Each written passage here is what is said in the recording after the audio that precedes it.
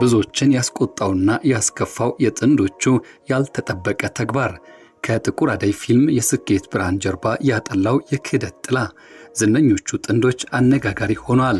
የገንዘብ ውዝግብና እንዲሁም ደግሞ ከዚያ ጀርባ የተነሳው የይገባኛል ጥያቄ ተወዳጁ የፊልም ባለሙያ ናታይና የትዳር አጋሩን አነጋጋሪ አድርጓቸዋል። የዛሬ መረጃ ሰዓታችን ይህን ጉዳይ በስፋት ይቃኘዋል። ከነዚህ ጥንዶች ጀርባ የይገባኛል ጥያቄ ይዞ ብቅ ያለው ሰው ማን ነው? ጥንዶቹ ምን አደረጉ? ከወራት በፊት ተወዳጇ የፊልም ተዋናይትና ድምፃዊት ኤደን አይሸሹም የተናገረችውና የገለጸችው ነገር በእውነት ተረጋግጧል። ይህን ጉዳይ በዝርዝር እንቃኛለን። ውድ ቤተሰቦቻችን ይህ ኢትዮ ግሎባል 360 ኒውስ ነው። ለቻናላችን አዲስ ከሆናችሁ ሰብስክራይብ፣ ቪዲዮን ከወደዳችሁት ደግሞ ላይክ፣ ሼር እንድታደርጉ እየጋበዝን ይህን ጉዳይ በስፋት ወደ መመልከት እንሻገራለን። መልካም ቆይታ፣ አብራችሁን ቆዩ።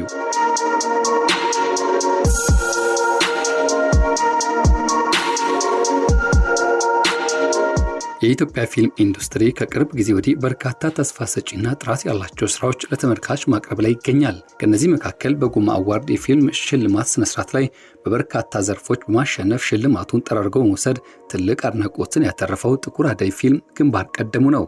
ታዲያ ፊልሙ ለእይታ ከበቃበት ጊዜ ጀምሮ በተመልካች ዘንድ ከፍተኛ ተወዳጅነት ከማትረፉ ባሻገር የዋና ተዋናያኑ የናታይ ጌታቸውና የባለቤቱ ሊና ደረጀ የጥበብ ከፍታ ያሳየ እንደነበር ብዙዎች የሚያነሱትና የሚያወድሱት ሆኖ ይቀመጣል።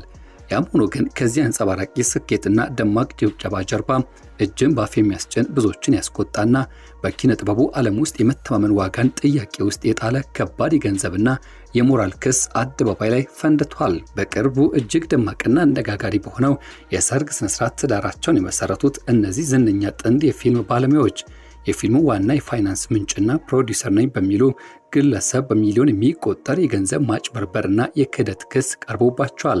በተለይም የፊልሙ ዋና ፕሮዲውሰር ነኝ በማለት ራሷን ያስታወቀችው የናታይ የትዳር አጋር ህሊና የይገባኛል ጥያቄ ተነስቶባታል።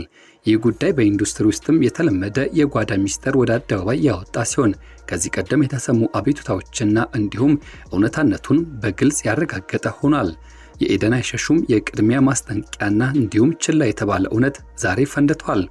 ይህ ከባድ ክስ ዛሬ ላይ ሲፈነዳ የብዙዎች ትውስታ ወደ ኋላ እንዲመለስ አስገደደም። ተወዳጇ ተዋናይትና ድምፃዊት ኤደን አይሸሹም ላይ ብዙ ነገር የትውስታ ዶሴው እንዲቀመጥ ነው ምክንያት ሆነው። ጥቁር አደይ ፊልም ከተሰራ በኋላ ኤደን በሰይፉ ፋንታውን ሾው ላይ ቀርባ ባነሳችውና በተናገረችው ንግግር በወቅቱ ኤደን በእንባ ታጅባ እንዲሁም ደግሞ በተሰበረ ስሜት ውስጥ ሆና ይህን ፊልም ሲያሰሩኝ የማልጠብቀው ነገር ገጥሞኛል፣ ኢሞሽናሊ በስሜት በፋይናንሻልና እንዲሁም ደግሞ በፊዚካል ወይም አካላዊ የተባለ ስብራት ደርሶብኛል ስትል ገለጸች። ይህ ስሜቷና አቤቱታ በሚሊዮኖች ቀርባ መናገሯም አነጋጋሪ ሆኖ ነበር። ታዲያ ይህን ንግግር በወቅቱ ብዙዎች ቢያነጋግርም ይህን ፊልም እኔ ነኝ ፕሮዲውስ ያደረግኩት ስትል የነበረችው የናታይ የትዳር አጋር ህሊና ላይ ባልተጠበቀ ፍጥነት ምላሽ እንድትሰጥ አደረጋት። የፊልሙ ፕሮዲውሰር እኔ ነኝ ስትል የተደመጠችውና የተመለከትናት ህሊና ገንዘቤ ሲበላ እንጂ የሰው ገንዘብ የበላሁት የለም በማለት ጉዳዩን አቃላ ለማለፍና እንዲሁም የኤደን ክስን ውሃ ለማስበላት ብሎም ለማጣጣል ሞክራ ነበር። የህዝቡ ትኩረትም በፊልሙ ስኬትና በጥንዶቹ የፍቅር ታሪክ ላይ ስለነበር በወቅቱ የኤደን ጩኸት ብዙም ሳይሰማ ቆይም። ዛሬ ላይ ግን የኤደን ንግግር ሙሉ በሙሉ የሚያጸድቅ ወይም ደግሞ ትክክለኛነቷን ያጋለጠም የጥንዶቹ እውነተኛ ማንነትን በአደባባይ ያወጣ አዲስ ሚስጥር ተገልጧል።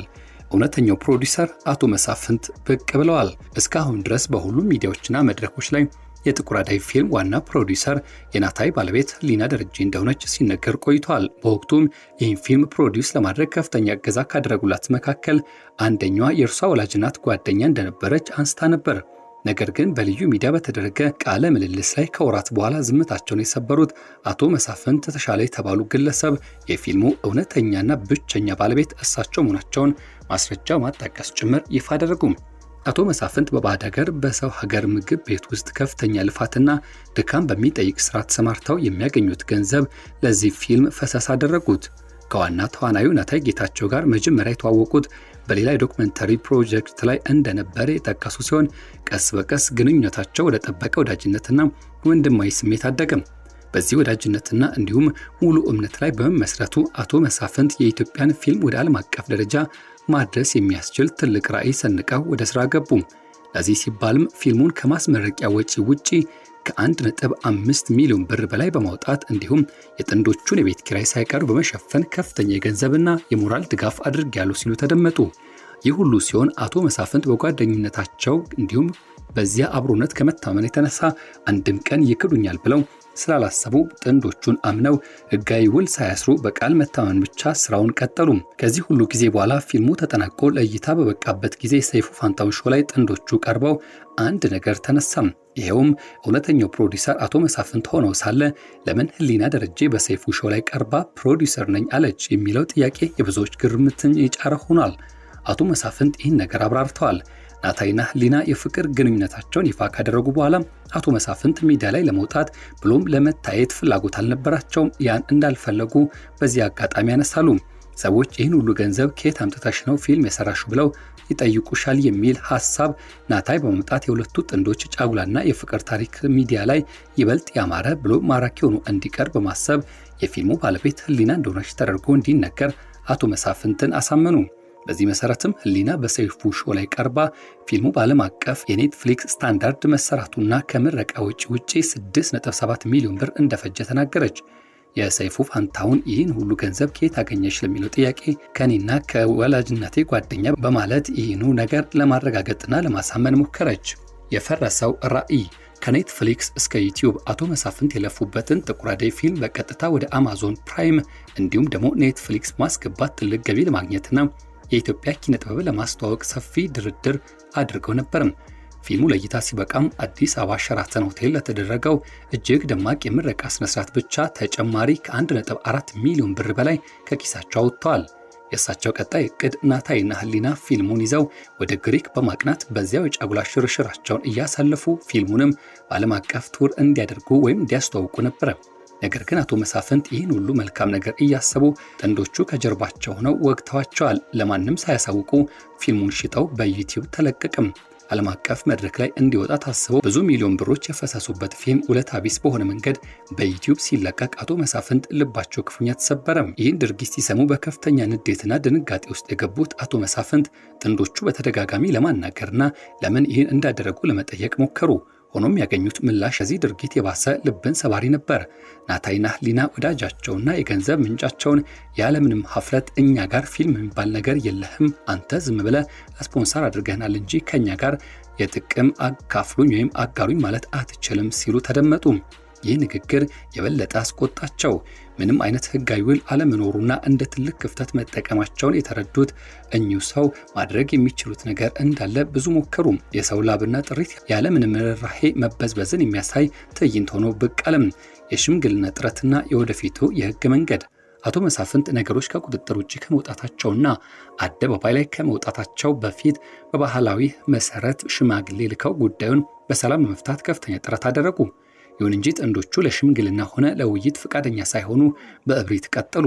አቶ መሳፍንት በከፍተኛ ሞራል ስብራት ውስጥ ሆነው ሲናገሩ እነሱ ሲጀመር ይህ ቅሌት ምናምን ለነሱ ክብራቸው ነው በማለት የጥንዶቹን ለስም ማጥፋትና ብሎም ደግሞ ለህዝብ ትችት ደንታቢስ መሆናቸውን ገለጹ። የአዛዛኝ ክስተት በኢትዮጵያ ፊልም ኢንዱስትሪ ውስጥ ለሚሰሩ ትልቅ ትምህርትን ጥሎ አልፏል። አቶ መሳፍንት ራሳቸው እንደተናገሩት በኪነ ጥበብ ዘርፍ ምንም አይነት የጠበቀ ወዳጅነትና ቅርበት ቢኖርም ስራን ከግል ስሜት ነጥሎ ህጋዊ አስገዳጅ ውሎችን መዋል ፍጹም አስፈላጊ መሆኑን ጠቀሱ። በሚሊዮን የሚቆጠር ገንዘብ ኪሳራቸው ለዚህ ማሳያ እንደሆነም አነሱም። የጥቁር አደይ ፊልም ስኬት በአንድ በኩል የጥበብ ከፍታን የሚያሳይ፣ በሌላ በኩል ደግሞ የስግብግብነት የክህደትና የውለታ ቢስነት ጥቁር ገጽታን አጋልጧል። ኤደን አይሸሹም የእንባ ጩኸት እንዲሁም ደግሞ የአቶ መሳፍንት የገንዘብና የሞራል ኪሳራ ከዚህ ሲሻገር የናታይና የህሊና አደናጋሪ ሚዲያ ትርክ ተዳምረው ጉዳዩን የዓመቱ ትልቅ አነጋጋሪ ርዕስ እንዲሆን ፈቅደዋል። የህዝብ አይን አሁን ያረፈባቸው ጥንዶቹ ላይ ነው።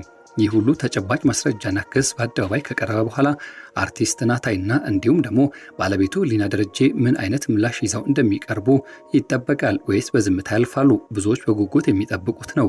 ጉዳዩ ወደ ህግ አደባባይ ያመራል ወይስ ደግሞ የቃላት ጦርነቱ እንደቀጠለ ይዘልቃል?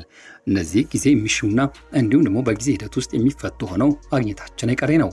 ወደ ቤተሰቦቻችን እኛም የዛሬም በዚህ እንቋጫለን። በያላችሁበት ጥሩ መልካም ጊዜ እንመኛለን። ይህ ኢትዮ ግሎባል 360 ኒውስ ነው። ለቻናላችን አዲስ ሆናችሁ ሰብስክራይብ፣ ቪዲዮን ከወደዳችሁት ደግሞ ላይክ፣ ሼር እንድታደርጉ እየጋበዝን በያላችሁበት ጥሩ መልካም ጊዜ ተመኘን።